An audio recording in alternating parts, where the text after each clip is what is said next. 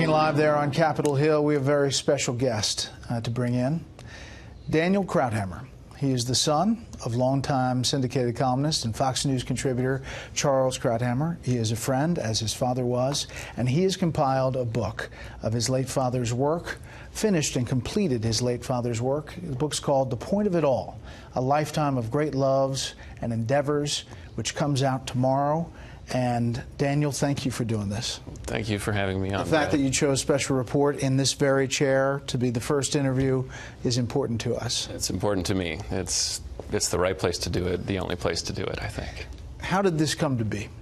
So my father was working on a second collection, a follow-up to his 2013 book, Things That Matter.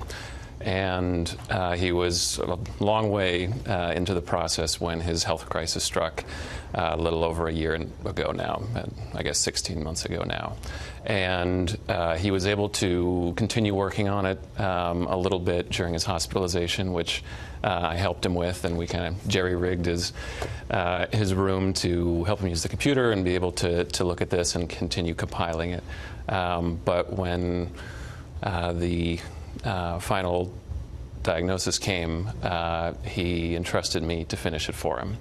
And so since he passed in June, that's been my absolute #1 priority. And what was it that he said to you about compiling this book? And I should point out, you do the foreword and also a beautiful ending, which actually is the eulogy you delivered at his funeral. Yeah. I had a sense of where he wanted to go with it. He had already chosen most of what's in the book now. There was still quite a bit to be added and to be arranged and make sure that it all really fit together and that the core ideas spoke through, which wasn't too hard because his thinking and his clarity were so apparent, and they come out from reading the book front to back. But I finished that, put it together, and as you said, I wrote an introduction to explain how I thought it all came together in conjunction with his politics, his personality, his philosophy, and his fun passions and sense of humor. As you say, the last entry in the book is the eulogy I delivered at his funeral, which was a difficult decision to put that in because it's obviously very personal and close to my heart. But I wanted the world to know how wonderful he was and how extraordinary he was, and that was the best way I knew how. And I interviewed him many times for the hour that we did and subsequent hours. And I tried to get him to talk about you and your mom, Robin, and he was always a little hesitant to do that. A lot hesitant, I should say. This book has a lot more personal information than I had ever heard Charles talk about. Yeah, and that wasn't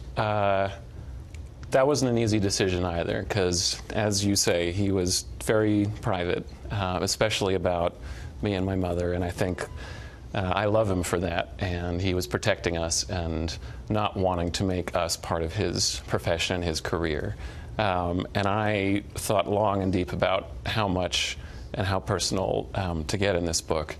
But as I wrote in the introduction, now that he's gone, it's different, and I think there's a power to his voice, his first-person voice, speaking as himself and not just his political arguments, that so many people have reached out to me and spoken to me about in the months since, and I realized how much he really touched a lot of people's lives, and I wanted the world to be able to see that and read that, and I think he would approve.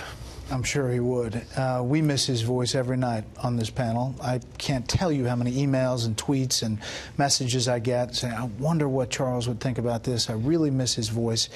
You know, today, with the remembrance of the 41st president, found this picture with your dad and your mom with President George H.W. Bush, and a reflection of a column looking back after he loses in 1992, in which he says, quote, Bush's was not a failed presidency, but a completed one. History called him to do two things, to close out the Cold War and thwart the ambitions of a reckless tyrant in the Persian Gulf. Bush did both rather well. Bush was born and trained for these two jobs, but only these two.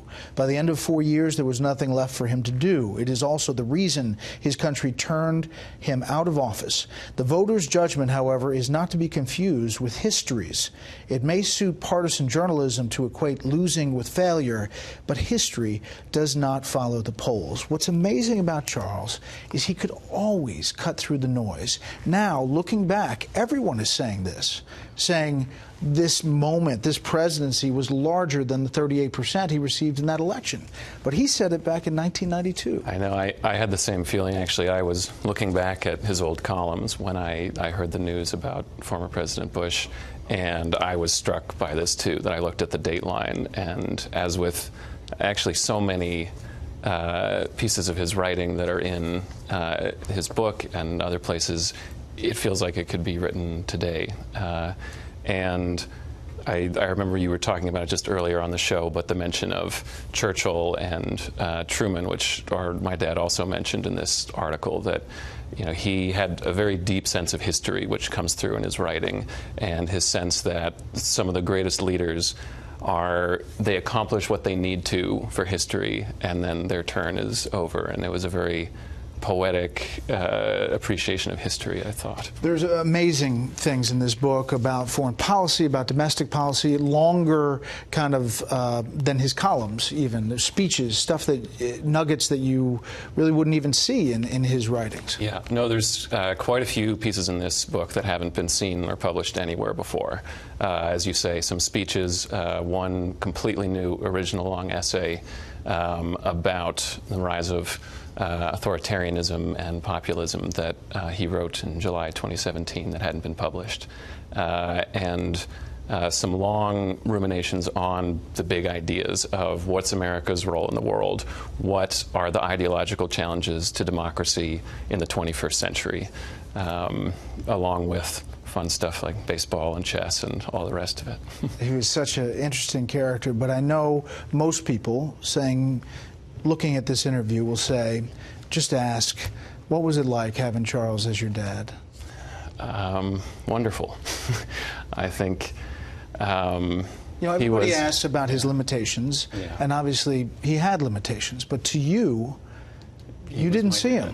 No, I think you know what you know when you grow up, and I think he faced difficulties in his life, and everyone faces difficulties in their life, and he lived such a full and vibrant life, and the life he wanted, and he made it the life that he wanted for me too, and I never felt wanting for anything. And in fact, as I've gotten older, I've only been able to look back and realize just how lucky I was, and especially now, I think about that all the time. Well, we were lucky to have him for the years that we did, especially here on Special Report. This book, I am honored to give a blurb on the back. It says this: there are people who you meet throughout your life that you just know will leave an impact forever. Charles Krauthammer was one of those people. His words and his knowledge and his eloquence on the issues of the day were unsurpassed. He could cut through the noise. He could get to the point better than anybody. It's a real honor. I'm going to sell 100 million of these books if I can. Thank you very much. Thank you, Brett. Good luck.